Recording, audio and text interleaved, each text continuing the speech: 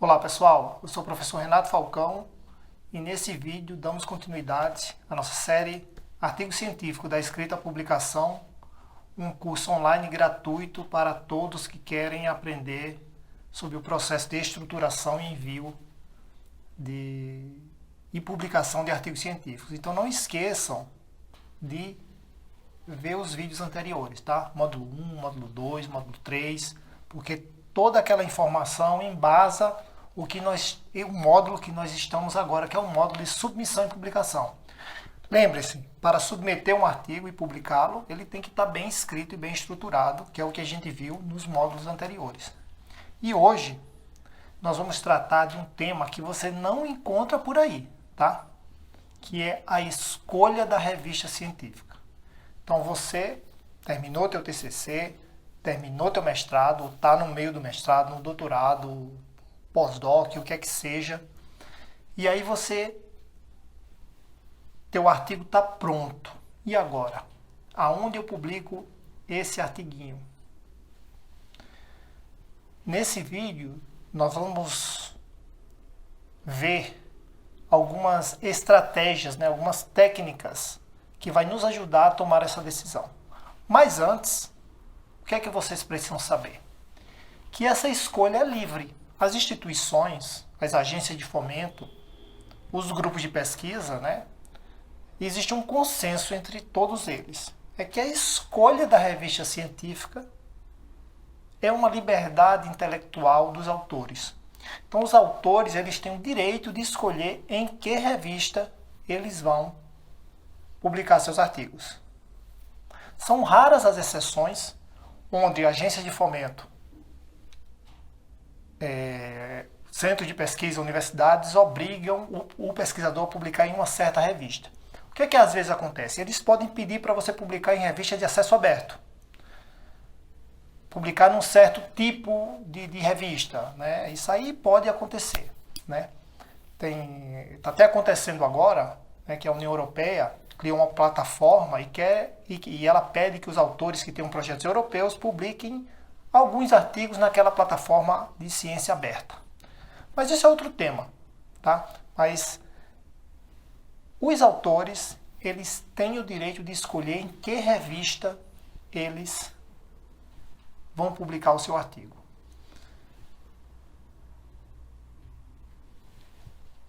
O que é que você tem que saber? Primeiramente, o teu orientador, o teu grupo de pesquisa, geralmente o orientador e os outros pesquisadores mais sênior no teu grupo, eles já vão conhecer um conjunto de revistas da tua área onde o teu artigo pode se encaixar. Então essa decisão ela é facilmente tomada em uma conversa com o teu orientador, uma conversa no teu grupo de pesquisa. As pessoas mais experientes já conhecem várias revistas, e rapidamente olhando para o teu artigo, eles já sabem mais ou menos onde se encaixa, porque geralmente vocês vão ver aqui nesse vídeo, a gente faz mais ou menos uma relação entre qualidade do artigo, qualidade da revista, e aí as pessoas experientes rapidamente tomam essa decisão. O que é que acontece? Algumas áreas têm poucas revistas, algumas áreas têm mais revistas. Algumas áreas têm poucas revistas e muitos pesquisadores, então isso varia bastante. E o que é importante é que você, pesquisador iniciante jovem, participe desse processo. Dê uma opinião. Sabe, professor, ou chefe, ou o que seja, que tal essa? Que tal essas três? Mas aí você tem que chegar a essa decisão de acordo com alguns critérios. Então vamos lá. Primeiro, eu vou publicar em revista nacional ou internacional? Eu já falei aqui para vocês que essa decisão depende também do tipo de trabalho que você faz. É óbvio que uma revista internacional vai dar mais visibilidade ao teu trabalho. E uma revista nacional dá menos visibilidade.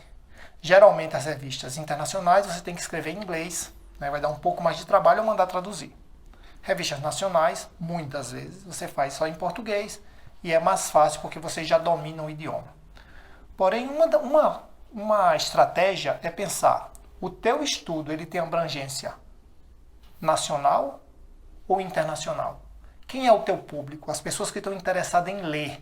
Qual é a contribuição? É para um conhecimento regional ou é para um conhecimento mundial? rapidamente. Se for sobre vacinas, mundial. Tá? Se for sobre uma coisa típica do Brasil, né? Não sei, eu já dei esse exemplo aqui sobre um tipo de indústria, né, o funcionamento de um tipo de indústria que só ocorra no Brasil.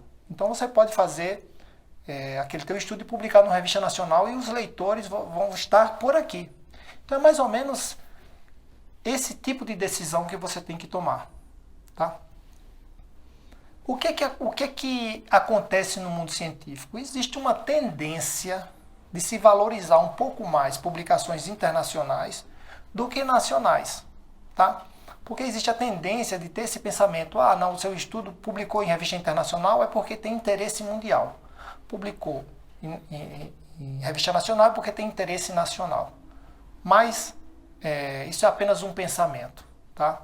Repito, o que é que você pode escolher nacional ou internacional? O que é que você não pode fazer? É ter o preconceito de só fazer internacional ou só nacional. Tá? Então tem uma conversa aí no teu grupo, rapidamente você vai decidir. Mas existem outras características que você tem que levar em conta, né? Então, decidiu sobre a abrangência, agora vamos decidir qual é a revista. É internacional? Tá bom, mas qual? Dica. Aquelas revistas que você leu, veja o teu material bibliográfico que você leu, né? Os artigos que você leu para escrever tua introdução, para teu materiais e métodos, né? Aqueles que você leu para aprender, eles são publicados aonde? Aí você vai nesse conjunto de revistas e aí você olha o escopo da revista, os objetivos delas. E geralmente as revistas, no website dessas revistas, elas falam direitinho qual é o tipo de artigo que elas querem receber e em que áreas específicas elas publicam. Então aí você vai olhar se a tua área encaixa ali. É óbvio, se você lê um artigo muito parecido com o teu e está publicado naquela revista, provavelmente o teu vai fazer parte do escopo da revista. Tá bom? Então, olhar onde os artigos que você leu foram publicados é uma maneira simples de você achar já as revistas que podem publicar o teu artigo. Pega um artigo muito da tua área, o que é que você faz? Aquele bem parecido com o que você fez. Vai na revisão bibliográfica dele e vê lá as revistas. E daquelas você olha o escopo e aí você vai decidindo que revistas são potenciais, né, para receber o teu artigo, né, no teu primeiro envio. Mas tá tão difícil aqui porque é tanta revista demais, tá me dando um trabalho tão grande, né? Fui ler um artigo de revisão, tinha 200 revistas. Se eu for ler aqui, né, vai demorar muito. Existem, né, algumas ferramentas digitais que te ajudam a escolher em que revista publicar.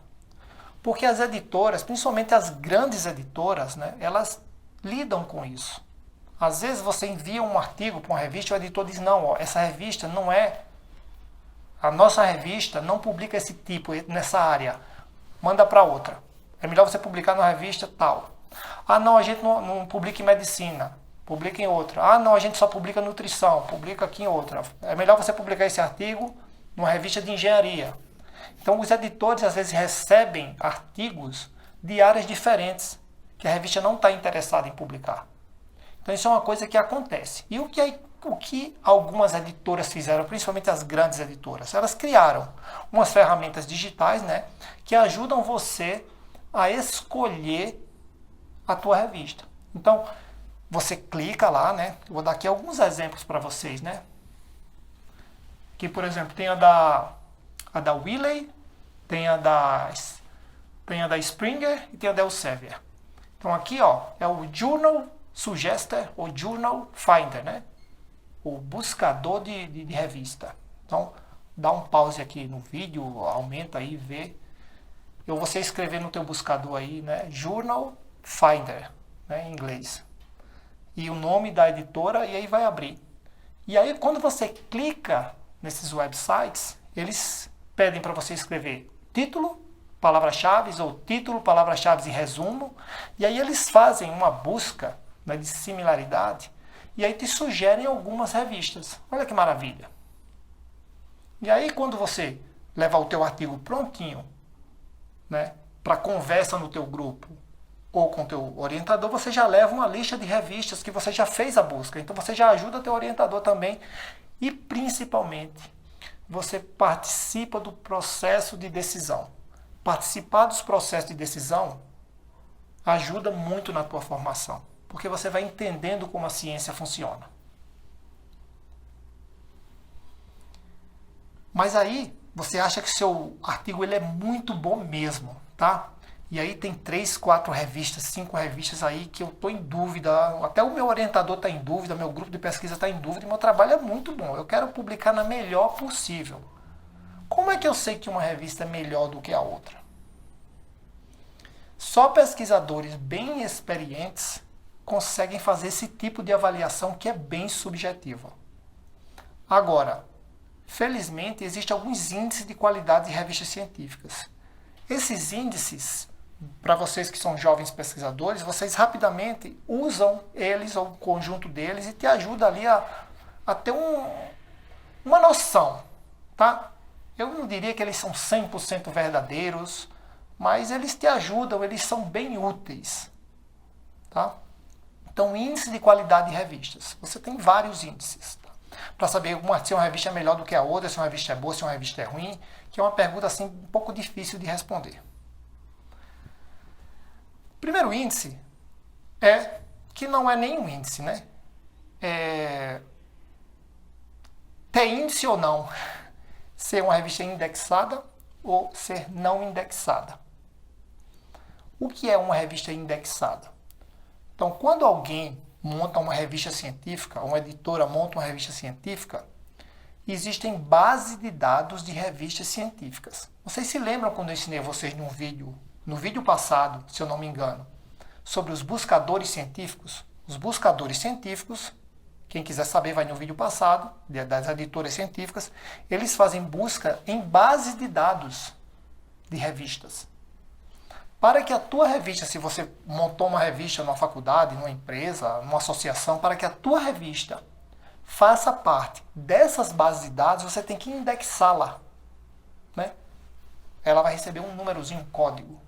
Mas para isso, as bases de dados, elas fazem uma verificação de qualidade.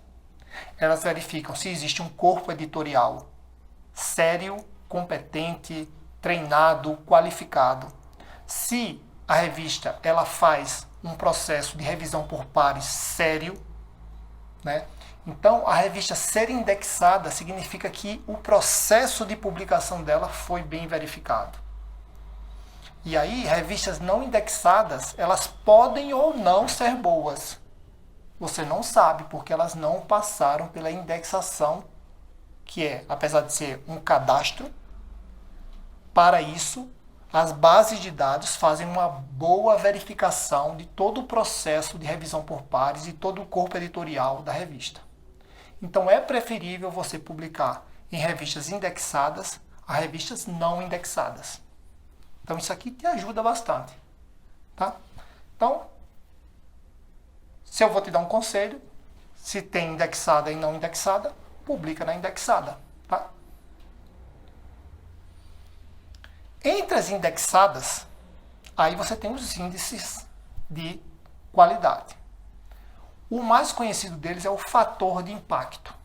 Então é comum, corriqueiro, você escutar no seu grupo de pesquisa, nos congressos, né, as pessoas usarem esse tipo de linguagem. Essa revista tem mais impacto do que a outra. Essa revista tem um impacto 4, enquanto a outra tem impacto 1. Quem tem mais impacto, supostamente, é melhor.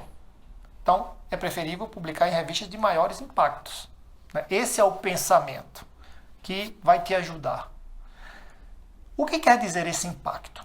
Esse impacto é o seguinte, é um cálculo feito nos últimos 2 anos, ou nos últimos 5 anos, no último ano, sobre o número de citações que os artigos daquela revista tiveram, sobre o número de artigos publicados. Porque imagina só, a revista publica 10 artigos por ano. Se ela tiver 20, se aqueles artigos no ano tiverem 20 citações, então o impacto vai ser 2. Então ela é mais citada do que publica. Ou seja, porque um artigo ele só é citado se ele for importante. Vejam só, se você publicar um artigo e ele for bem citado, o número de citações, né, isso é índice de qualidade de artigo, é outro vídeo. Então, ó, quando o artigo ele é muito citado, os artigos são citados, significa que aquilo desperta interesse de outros pesquisadores. Então, é desejável que as revistas publiquem artigos que sejam muito citados. Quanto mais eles são citados, melhor. Só que, claro, você tem que fazer normalizar o número de citações por número de artigos publicados. Então, se você tem 10 artigos publicados e tem 10 citações dos 10 artigos por ano, então, ou em 2 anos, é 1 o impacto. Se tem 20 citações, 2, 30, 3. Tá? Esse é o fator de impacto. É o mais conhecido. Tá bom? Teve dúvida? O bom aqui é que você volta o vídeo, né? Ou escreve para mim e aí eu te respondo. O fator de impacto, você tem que ter um pouco de cuidado com o fator de impacto, porque existem áreas que tem muito pesquisador e as pessoas citam muito, por exemplo, as áreas médicas, né? Já tem áreas que existem poucos pesquisadores que citam menos. Então é muito difícil você comparar áreas diferentes. Então, quando você comparar o fator de impacto, veja dentro da área. Tem fator de impacto por área também. Tá? Algumas editoras já fazem isso. E dentro daquela área, também existe uma classificação. Você pega os artigos de uma área. E aí você classifica ele entre os mais citados e os menos citados. Nos últimos 2 anos. Ou 3, ou 4, 5 anos. Os mais citados e os menos citados. Tá? E aí, o que é que você faz? Normalizado também por artigo publicado, né? Número de citações por artigos publicados, e aí você pega aquele conjunto de revista científica e divide em 4 quartos. Tá? 25% que publica, que é mais citado, os 25% que são em segundo mais citado, então, e assim vai, até o último, que é os 25% que são menos citados. E esse aqui é o quartil. Tá? Na Europa, as pessoas costumam usar bastante o quartil. Então, aí você classifica as revistas que estão no primeiro quartil por Q1, as que estão no segundo, 25%, Q2, Q3 e Q4.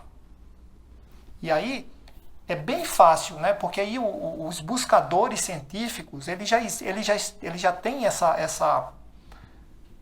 esse comando. Você vai no buscador científico, coloca os artigos de determinada área, aí classifica. Aí você dá um comando lá, né?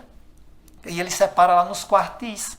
Aí você sabe se a sua revista é Q1, se é Q2, se é Q3 ou se é Q4. Então, se o teu artigo for muito bom, manda para Q1. Tá? Então, teoricamente, as Q1 são mais importantes que a Q2, Q3, Q4. Lembrem-se, esses índices são apenas para nortear. Tá? Vejam bem, uma revista nova, ela acabou de sair, quase ninguém conhece, ela é boa, tem um excelente corpo editorial.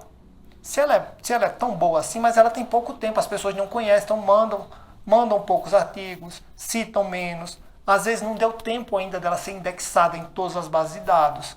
Então existem muitas variáveis aí. Isso aqui são apenas indicadores. Tá? E aqui no Brasil, nós temos o Qualis da CAPES, a nossa querida CAPES, que é o índice que classifica as revistas por área, tá? As áreas, do mais importante, dos artigos melhores, né, das revistas, né? É uma classificação de revistas melhores às piores em determinada área. De melhor A1, A2 são as melhores, aí vai decrescendo, né? B1, B2, B3, B4 e C. E aí cada área tem seu critério, isso é importante, sabe? Isso é uma classificação bem, assim, bastante moderna. Qualquer índice tem suas falhas, mas é uma classificação bem moderna porque cada área estabelece os seus critérios e aí classifica. Então, indo aqui no Brasil, qual é a melhor revista científica? Aqui está, que é a A1, por área. Então, é por área. Ela pode ser A1 em engenharias e pode ser B2 em medicina, por exemplo. Mas é uma classificação por área que também norteia aqui os pesquisadores brasileiros. Tá? Então, está decidindo a revista? Fator de impacto. É indexado ou não? É internacional? É indexada? tem um fator de impacto bom. E o artigo, olhe também o Qualis, tá? Se você quiser olhar só um, olha só um. Eu estou te mostrando aqui só para você saber que existem vários. E existem ainda outros que eu não falei aqui, porque, né, senão o vídeo fica muito longo. O que é que você tem que prestar atenção? A relação entre a qualidade do estudo e a qualidade da revista. Isso é uma coisa que você tem que levar em consideração. Porque vejam bem, revistas, a máxima é, revistas muito importantes só publicam trabalho muito importantes. Por quê? Porque eles recebem muitos para publicar. Então uma revista super conhecida, dessas que vocês verem aí passar na televisão, que publicaram esses super artigos, elas geralmente publicam menos de 5% de todos os artigos que recebem.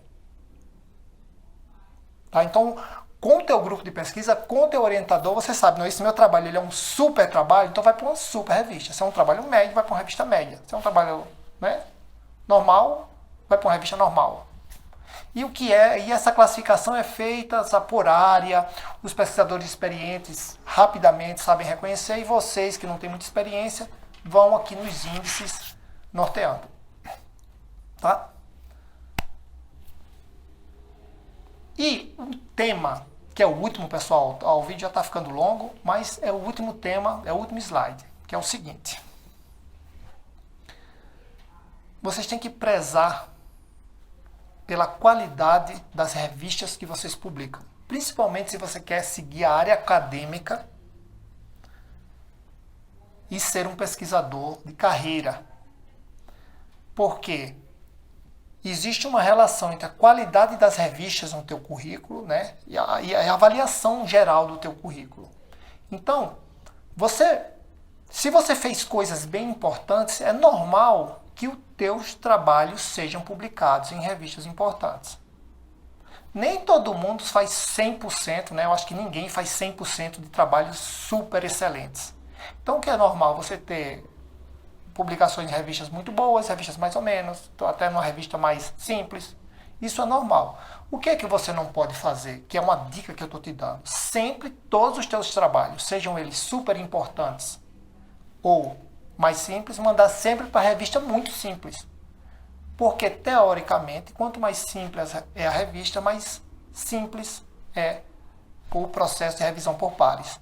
Então você tem que buscar demonstrar no teu currículo que você é capaz, é um pesquisador capaz de passar por um processo de revisão por pares de uma revista importante. Então você tem que alguma vez tentar isso. Tá bom? Então, pessoal, espero que vocês tenham aprendido alguma coisa aqui com esse vídeo, que seja útil aí nesse final de pesquisa, que você consiga pegar todos aqueles teus resultados, colocar no teu artigo, mandar para publicação e que seja publicado. Deixa dúvidas, comentários, escreve para mim. Um grande abraço para vocês.